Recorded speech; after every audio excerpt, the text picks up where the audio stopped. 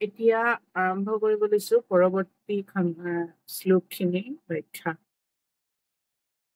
ইয়াত আগতে আমি কৈ আহিছিলো যে যিয়ে প্ৰতিদিনে পুৱা আৰু গধূলি ভগৱানৰ গোপন অৱতাৰবোৰ ভক্তিৰে আবৃত্তি কৰে তেওঁ জীৱনৰ সকলো দুখ কষ্টৰ পৰা মুক্ত হয়। ভগৱানৰ মহাজাগতিক ৰূপৰ ধাৰণাটো কাল্পনিক। এইটো অজ্ঞানীসকল আৰু নতুনকৈ হোৱা জিজ্ঞাসুসকলক বুজাবলৈ সৃষ্টি কৰা হৈছে যে শ্ৰী ভগৱান বাস্তৱ আৰু সাকাৰ হয়। তেওঁ এটা আকাৰ আছে, সেইটো সাকাৰ হয়, কিন্তু দৰাচলতে শ্ৰী ভগৱানৰ কোনো ভৌতিক ৰূপ নাই। ভগৱানৰ সকলো অৱতাৰ দিব্য হয় আৰু সেই অৱতাৰসকলৰ শৰীৰত ভৌতিকতাৰ অলপো স্পৰ্শ নাথাকে। যিদৰে বদ্ধ জীৱৰ থাকে ঠিক সেইদৰে কিন্তু তেওঁৰ শৰীৰ আৰু আত্মাৰ মাজত কোনো পাৰ্থক্য নাই। বিৰাট ৰূপৰ কল্পনা মাত্ৰ নৱজিজ্ঞাসুসকলৰ বাবেহে। শ্ৰী ভগৱান আৰু জীৱাত্মা দুয়ো জীৱন্ত আত্মা হয় আৰু দুয়োৰে মূল শৰীৰ চিন্ময় আধ্যাত্মিক হয়, মৃন্ময় বা মাটিৰ নহয়। ডাৱৰ আৰু ধূলি বতাহে কঢ়িয়াই লৈ ফুৰে, কিন্তু অজ্ঞান মানুহে কয় যে আকাশখন ডাৱৰীয়া আৰু বতাহ ধূলিময় লেতেৰা।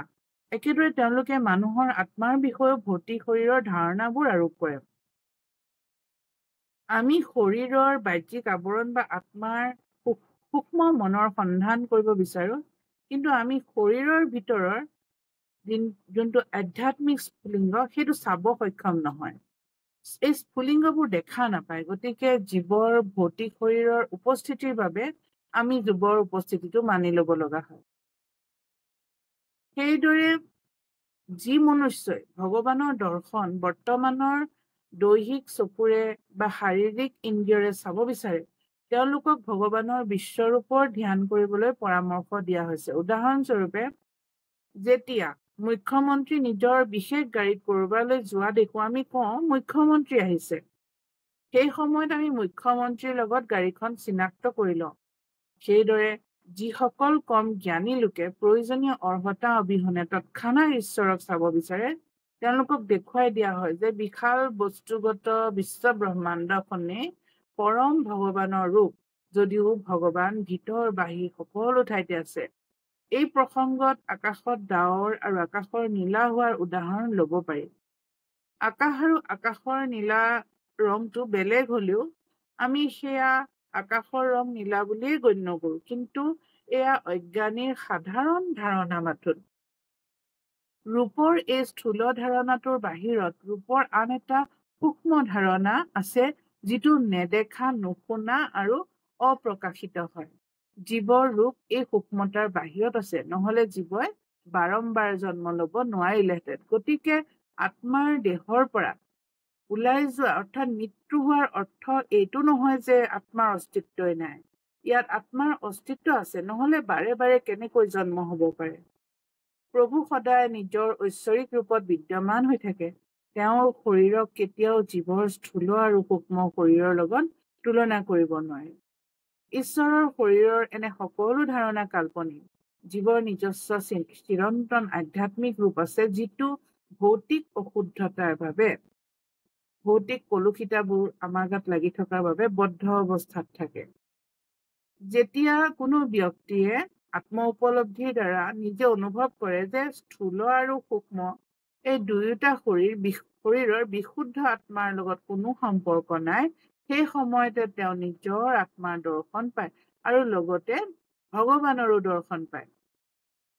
যদি মায়াৰ প্ৰভাৱ কমি যায় আৰু প্ৰভুৰ কৃপাত জীৱই জ্ঞানেৰে সম্পূৰ্ণৰূপে সমৃদ্ধ হয়, তেন্তে তেওঁ লগে লগে আত্মসাক্ষাৎকাৰেৰে আলোকিত হয় আৰু এইদৰে নিজৰ মহিমাত অৰ্থাৎ স্বৰূপত অৱস্থিত হয়।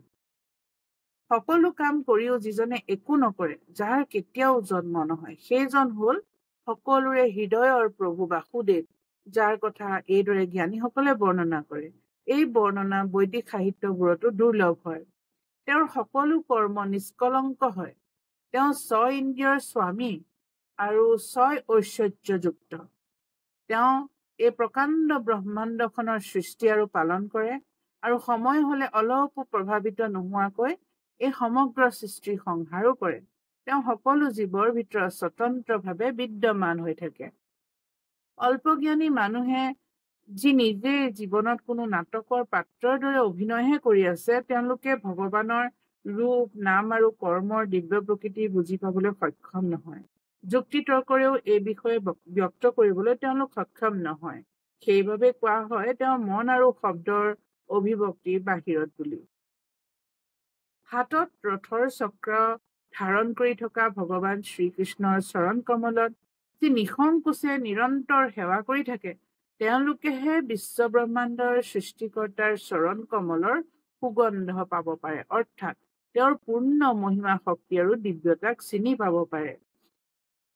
এই পৃথিৱীত এনে কৌতূহলৰ দ্বাৰাহে মানুহ সফল আৰু সম্পূৰ্ণ জ্ঞানী হ'ব পাৰে, কাৰণ এনে কৌতূহলৰ পৰা সমগ্ৰ বিশ্ব ব্ৰহ্মাণ্ডৰ স্বামী শ্ৰী ভগৱানৰ প্ৰতি দিব্য আনন্দময় প্ৰেম জাগ্ৰত হয় আৰু জন্ম মৃত্যুৰ ভয়ানক চক্ৰৰ পৰা 100% প্ৰতিৰোধৰ নিশ্চয়তা পোৱা যায়।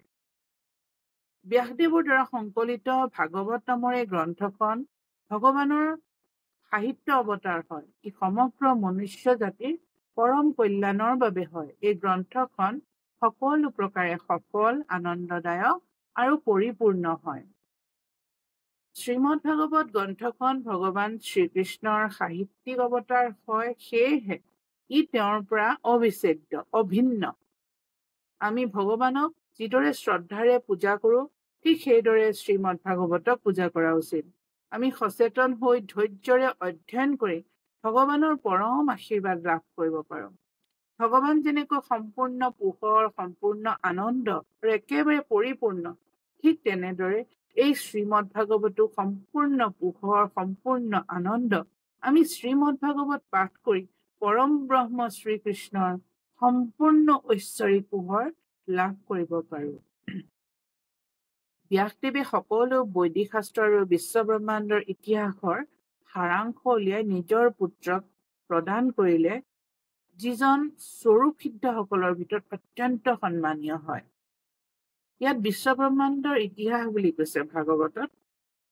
মানুহে যে কয় মাইথলজি, এইটো মাইথ বা মিথ বা মিছা কথা নহয়, এয়া আমাৰ ইতিহাস পঢ়ি আছো। ইয়াত ব্যাসদেৱৰ পুত্ৰ শুকদেৱ গোস্বামীয়ে পাছলৈ মহাৰাজ পৰীক্ষিতক ভাগৱত কথা শুনাইছিল, যি সেই সময়ত নিৰ্জল আৰু নিৰাহাৰে গংগা নদীৰ পাৰত ঋষিৰ সংগলৈ মৃত্যুৰ অপেক্ষাত আছিল।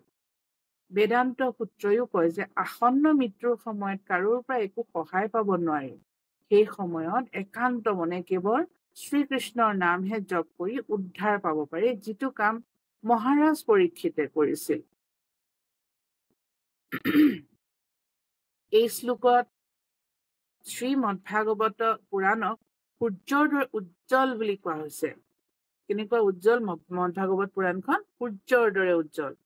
দ্বাপৰৰ শেষত ভগৱান শ্ৰীকৃষ্ণই ধৰ্ম, জ্ঞান আদি সকলোখিনি লৈ নিজৰ বাসস্থানলৈ উভতি যোৱাৰ লগে লগে ইয়াৰ উদয় হৈছিল। কলি যুগৰ অজ্ঞানতাৰ আন্ধাৰত দৃষ্টি হেৰুওৱা লোকসকলে এই ভাগৱত গ্ৰন্থৰ যোগেদি দিব্য পোহৰৰ সন্ধান পাব। ভগৱান শ্ৰীকৃষ্ণৰ নিজস্ব স্থায়ী বাসস্থান হল গোলোক বৃন্দাবন, য'ত তেওঁ নিত্য সংগী আৰু পাৰিষদসকলৰ সৈতে উপভোগ কৰি থাকে। তেওঁৰ চিৰন্তন বাসস্থান, তেওঁৰ অন্তৰ্নিহিত শক্তি, যোগমায়া শক্তিৰ প্ৰকাশ। আনহাতে ভৌতিক জগতখন তেওঁৰ বাহ্যিক শক্তিৰ প্ৰকাশ। যেতিয়া তেওঁ ভৌতিক জগতলৈ আহে, তেতিয়া তেওঁ নিজৰ অন্তৰ্নিহিত শক্তিৰে সকলো সামগ্ৰী প্ৰদৰ্শন কৰে, যাক আমি আত্মমায়া বা যোগমায়া বুলি। গীতাত শ্ৰীকৃষ্ণই কৈছে যে তেওঁ নিজৰ যোগমায়া শক্তিৰ অৱতাৰ লয়। সেয়ে তেওঁৰ ৰূপ, নাম, খ্যাতি, সজ্জা, বাসস্থান আদি ভৌতিক সৃষ্টি নহয়। এই যোগমায়াই আকৌ আমি যেতিয়া কৃষ্ণক বিচাৰো, এই যোগমায়াই আমাক হেল্প কৰে কৃষ্ণক পোৱাত।